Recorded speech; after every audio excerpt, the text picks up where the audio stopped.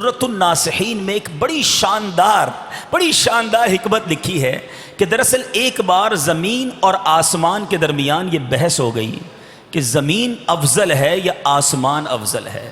زمین نے آسمان سے کہا کہ میرے پاس نہریں ہیں، درخت ہیں، آبشار ہیں، باغات ہیں، میں بہت خوبصورت ہوں اور میں افضل ہوں۔ آسمان کہتا ہے میرے پاس کئی قسم کے آسمان ہیں، انبیاء کرام، اولیاء کرام، صالحین کے رہنے کی جگہ جنت میرے پاس ہے۔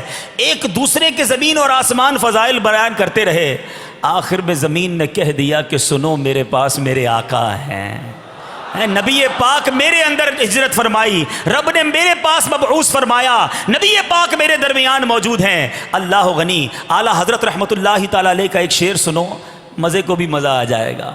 اعلیٰ حضرت کہتے ہیں جو ہم دور سے آسمان دیکھتے ہیں نا، یہ کرو نظر آتا ہے، مڑا ہوا نظر آتا ہے۔ آپ جب بھی دور سے آسمان کو دیکھیں گے نا، چاروں طرف سے یہ خم ہوتا ہوا نظر آئے گا۔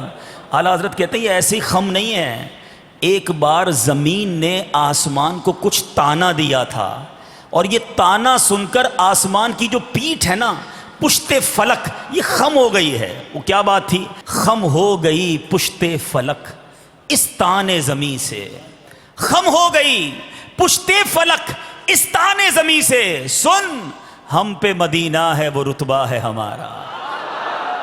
ایک اور شاعر کہتا ہے، کیا لکھتے ہیں؟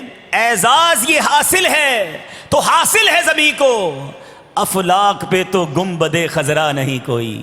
اب جب یہ بحث ہوئی نا، تو آسمان نے اللہ کی بارگاہ میں عرض کی، مولا تو پریشان حالوں کی پریشانی دور کرتا ہے، مجھے بھی ایک مشکل ہے کہ کرم کر اپنے پیارے حبیب علیہ الصلوۃ والسلام کا ایک چکر، ایک راہ، ایک بار نبی پاک آسمان پر بھی کرم فرما دیں، مجھ پر بھی قدم لگ جائیں۔ یہ زمین مجھے کہتی ہے کہ نبی پاک میرے پاس ہیں۔